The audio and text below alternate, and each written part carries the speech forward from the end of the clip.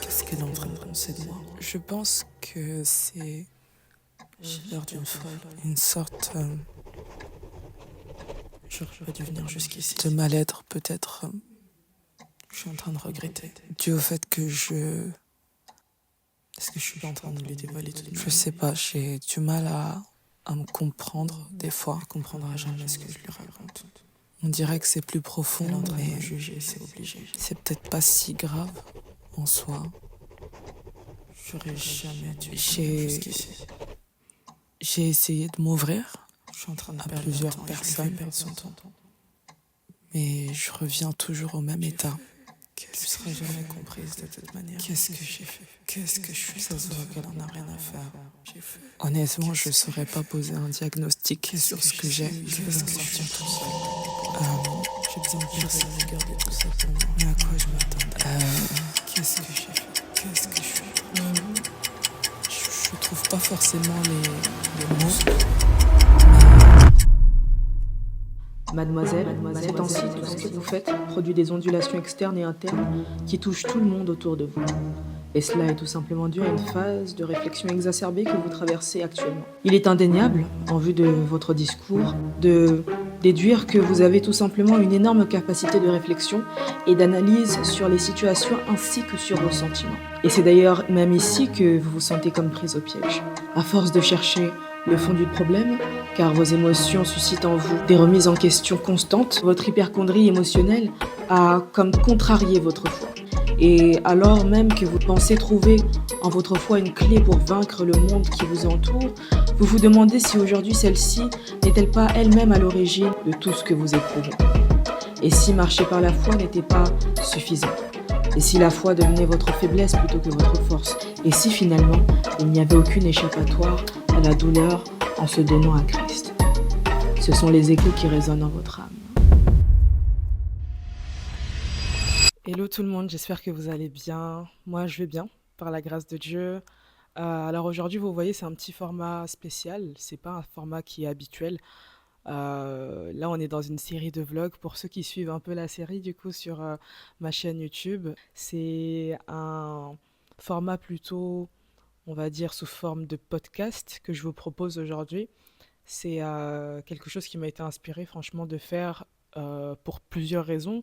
La première raison, c'est que en fait, j'ai plein de vlogs à vous monter, les amis, mais en fait, il y a pas mal de choses qui restent encore top secrètes, inabouties, inachevées, et donc je ne peux pas encore vous les montrer. Et puis la deuxième raison, je dirais, c'est tout simplement le fait que ces derniers temps, je ne vais pas forcément bien. J'en ai un peu parlé sur mes réseaux sociaux, notamment sur Instagram. Je vous dis la vérité, les gars, le Seigneur n'allait pas me laisser tranquille si je ne prenais pas la parole à un moment donné. Donc je vous parle à vous, mais je me parle à moi, les gars. Parce que c'est tout le but de cette chaîne, c'est simplement de partager ce qui m'édifie et de partager des choses qui pourront faire avancer ceux qui me suivent aussi, ceux qui marchent avec moi. Sans plus tarder, hein, les gars, sans plus tarder, j'ai tout ce qu'il me faut à côté de moi. J'ai mon petit stylo, ma petite Bible, mes petites notes. En fait, vous voyez, cet épisode, je l'ai intitulé comme dans un miroir, mais la vérité, j'aurais pu l'intituler euh, Christ, mon choix et après. Parce qu'en fait, il y a toute une condition, un conditionnement plutôt, après avoir accepté Christ, après avoir choisi de marcher en fait finalement dans cette vie chrétienne là. Moi, je sais qu'on m'a pas vendu un rêve, j'ai accepté Christ de moi-même, j'ai commencé à découvrir Christ de moi-même, mais en fait, il y a un après auquel j'étais pas préparée en fait tout simplement. Parce que si on m'a garanti la paix, si on m'a garanti la joie en Christ, bah aussi comment en fait dealer avec les moments de peine, comment dealer avec les douleurs, comment dealer avec la souffrance, c'est quoi maintenant finalement le rapport qu'on doit avoir avec la vie, parce que la vie elle est pleine de douleurs, de souffrances, de tristesse, en fait la vie continue j'ai envie de vous dire. Et en fait comment finalement on aborde ces choses-là, ces situations de la vie, ces situations, ces états d'âme qui peuvent être des fois très profonds, comment on aborde la déprime en fait avec après Christ en fait, quand finalement même on peut croire que ben, on a trouvé une solution avec Jésus tout simplement, avec la foi on a trouvé un chemin, on propage la parole comme si c'était la clé d'une vie, mais finalement cette vie là on peine à la vivre avec les situations qu'on peut rencontrer. Et ça, c'est une autre réalité. C'est une autre réalité dont on ne parle pas forcément souvent, mais que moi j'ai envie de mettre sur la table parce que ces derniers temps, je vous dis la vérité en toute transparence, ça a été très difficile pour moi en fait de trouver une issue. Je pense que j'en ai même pas finalement trouvé, mais que par l'état d'esprit par lequel je suis passée, le Seigneur a commencé à vraiment m'enseigner en fait tout simplement et à me faire voir les choses sous un autre angle, sous un nouveau jour. Euh, donc finalement, ok, si on revient sur la base de la question, la souffrance, même après Christ, la douleur, la tristesse, la peine, ce sont des sentiments, des émotions qui demeurent en fait, qui demeurent déjà dans nos vies. Pourquoi? Parce que on est humain, tout simplement. Même si on parle de nouvelle nature, de renaître en Christ, etc. La vérité, c'est que la vie continue. Et la vie continue dans le même corps, la vie continue dans la même personnalité, le même caractère. Et en fait, c'est à nous, limite, j'ai envie de nous dire, de prendre le pas, de changer, en fait, de toujours marcher vers la transformation, vous voyez, dans un certain sens. Et moi, ce que j'ai compris, c'est que la souffrance, c'était pas quelque chose qui était exempté, en fait, dans la marche avec le Seigneur, en fait. Pour le dire plus simplement, en vrai, la souffrance, on nous a jamais garanti une vie sans souffrance. On nous a jamais garanti une vie sans douleur. Et j'irais même jusqu'à dire que la douleur et la souffrance font partie aussi de la vie et de la beauté surtout de la vie. Vous voyez, moi, il y a une parole qui m'a grave touchée, qui me disait en fait tout simplement que en fait, c'est dans la souffrance que Dieu parle en fait, souvent. C'est dans le malheur du malheureux tout simplement que le Seigneur peut parler. Je paraphrase, mais c'est ça. C'est ces moments en fait qu'on peut ne pas comprendre. Des fois, on peut être dans l'incompréhension totale par rapport à plusieurs situations, se dire mais pourquoi je souffre, pourquoi je n'arrive pas à avancer, pourquoi j'ai l'impression finalement de faire des efforts, d'avancer, de redoubler d'efforts dans mes actions, de redoubler d'efforts dans ma consécration, etc. Mais en fait, ça m'emmène nulle part. Comment ça se fait que même après avoir choisi le chemin, la vérité, la vie, en fait, ça ne me mène nulle part. Vous voyez, faut dire la vérité, il y a des moments où on fait, c'est vraiment ce qu'on peut ressentir. Moi, je pense qu'on ne devrait pas avoir peur de ça. Moi, je pense qu'on ne devrait pas avoir peur de questionner sa foi. Honnêtement, je pense pas que c'est quelque chose dont le Seigneur... Enfin, je pense pas que Dieu soit contre. Au contraire, en fait. Moi, je pense que Dieu est quelqu'un qui cherche à ce qu'on puisse creuser et se poser les bonnes questions. Moi, je dis que dans toute relation, en réalité, si tu ne te poses pas de questions, c'est que tu ne veux pas faire évoluer la chose. Et du coup, en fait, bon, bref, j'ai expérimenté pas mal d'états d'âme qui m'ont poussé à me questionner et en fait à me bloquer dans ma tête sur tellement, tellement de points, notamment cette phase-là où tu obéis à Dieu, cette phase-là où tu choisis Dieu, cette phase-là où tu fais confiance à Dieu, cette phase-là où toute ta foi en fait est mobilisée dans toutes les actions que tu peux poser, dans tout ce que tu peux faire et que ça ne donne rien de ce que avait promis ou a dit ou de ce que Dieu déclare, c'est là que la frustration pour moi, elle intervient. Tu vois, le après, après avoir tout donné, après avoir fait confiance à Dieu, après avoir mis toute ta foi sur la table, après qu'il te reste plus rien que ta pauvre petite foi, entre guillemets, pour te justifier auprès des hommes qui, eux, ont choisi leur voie. Tu vois, ça, c'est difficile. Pour moi, ça, c'est vraiment difficile. Et c'est dans cette frustration-là, en fait, que j'ai reçu une parole qui m'a énormément édifiée. Et je vous ai dit, hein, franchement, dans ces moments-là, il n'y a rien à faire d'autre que de se baser sur la parole. Pourquoi? Parce que c'est la parole qu'on a choisie. On n'a pas simplement choisi Christ ou Dieu, on a choisi aussi sa parole. C'était dans le packaging, c'était dans le package. Et si tu veux vraiment suivre un chemin de foi, suis-le pardon, jusqu'au bout avec les outils qui te sont donnés, en fait. Donc dans Job 36, verset 21, veille à ne pas te tourner vers le mal, car c'est ce que tu as choisi à cause de la douleur. Et c'est quelque chose de tellement deep. En fait, faut pas se mettre dans un truc du genre euh, j'ai essayé Dieu, ça n'a pas marché, je vais essayer à ma manière, je retourne en arrière, ou bien je fais différemment. Parce que beaucoup font ça finalement, à cause de la douleur, à cause de la souffrance, parce que ta peine n'a pas été soignée, en fait, tu choisis le mal finalement. Tu choisis tes voies. À partir du moment où tu choisis tes voies, tu sais que tu es dans le mal. Pourquoi? Parce que la parole nous dira aussi que mes voies ne sont pas vos voies. Donc en réalité, il n'y a pas trop de juste milieu. C'est-à-dire que si tu ne choisis pas les voies du Seigneur, tu choisis d'autres voies. Et si tu choisis d'autres voies, tu choisis les mauvaises. Parce que tout ça, en fait, moi j'ai cette impression, les amis, je vous mens pas que le terrain de jeu favori de l'ennemi, ça reste nos cerveaux, ça reste nos mentalités, ça reste nos pensées. Moi, je sais en tout cas que c'est des cordes sensibles sur lesquelles, Satan tire quand il veut, en fait. Du moins, il essaye, il tente, il tente, il tente. C'est plus le même terrain qu'il a connu avant, mais ça reste le terrain qu'il maîtrise le mieux parce qu'il connaît ce terrain de jeu-là, mes pensées. Et c'est par les pensées, en fait, que tout commence. Mais en fait, vraiment, ce que je me dis, c'est que on doit plus être faible d'esprit face à certaines situations. Parce que il y aura rien qui diffère de notre vie d'avant. Moi, je crois, en fait, que c'est ça. C'est ça. Il y a rien qui va différer de notre vie d'avant. Pourquoi? Parce qu'on reste avec les mêmes caractères, les mêmes traits de personnalité. Ce qui change, c'est notre disposition et notre position vis-à-vis des situations qu'on peut rencontrer aujourd'hui. Les situations que je peux rencontrer aujourd'hui, j'aurais pu les rencontrer hier, vous voyez. Moi, je me dis la même chose. Je me dis exactement ça. J'aurais pu les rencontrer hier et j'en ai déjà rencontré des situations hier dans ma vie d'avant Christ. Mais aujourd'hui, je dois les aborder différemment. Genre, je suis obligé. Et c'est ici, en fait, je pense que même on marquera la différence sur le fait d'avoir vraiment changé. Je ne peux pas aborder la douleur, la souffrance, la tristesse de la même manière que je l'abordais auparavant.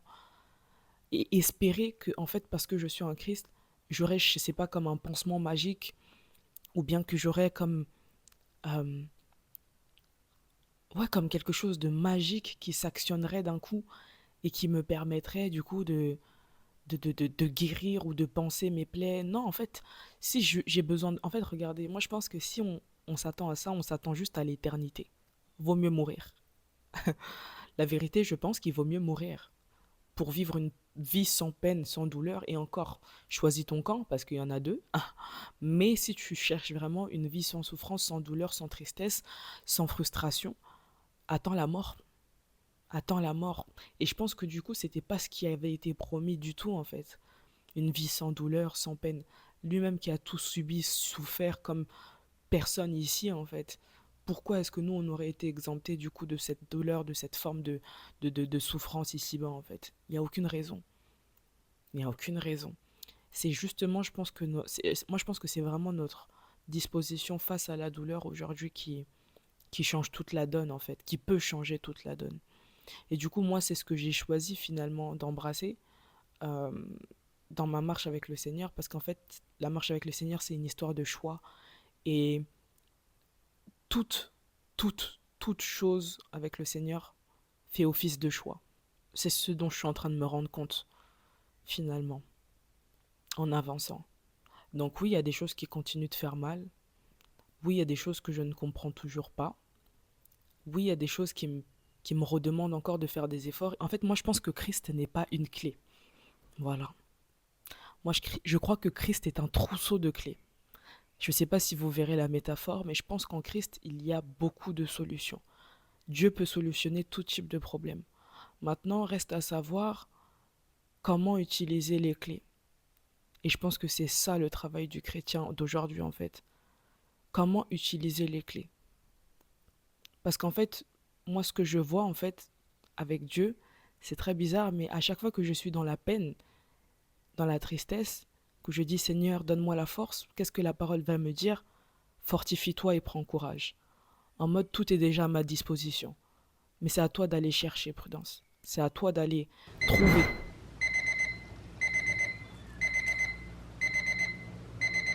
Si je peux faire une petite conclusion, je dirais que la déception qui attrape le cœur d'un chrétien après avoir choisi Christ, elle, elle est totalement mensongère.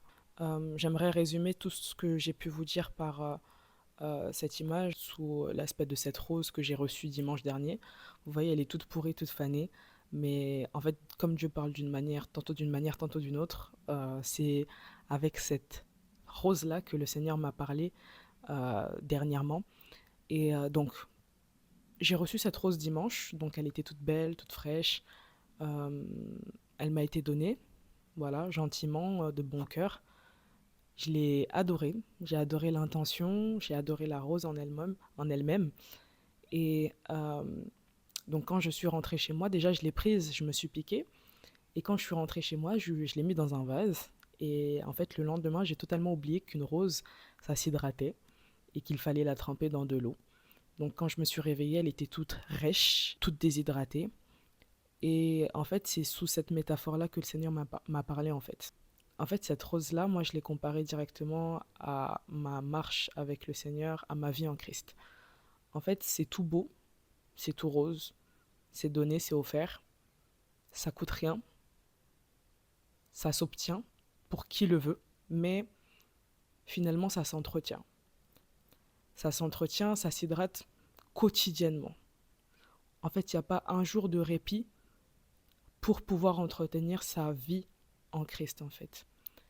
Et comme je vous l'ai dit, quand je l'ai prise, je me suis piquée. Ça m'a fait mal. Mais les épines font partie de la beauté de la rose aussi. Et c'était aussi à inclure donc dans le packaging. En acceptant cette rose, je devais aussi accepter les épines qui allaient avec. En acceptant la vie en Christ, il fallait aussi accepter les souffrances qui allaient avec, les peines qui allaient avec, tout le reste en fait qui va avec. Et c'est ce que cette rose-là m'a enseigné, ce que Dieu m'a enseigné plutôt au travers de cette rose. Et je pense que le travail se fait à ce niveau-là finalement.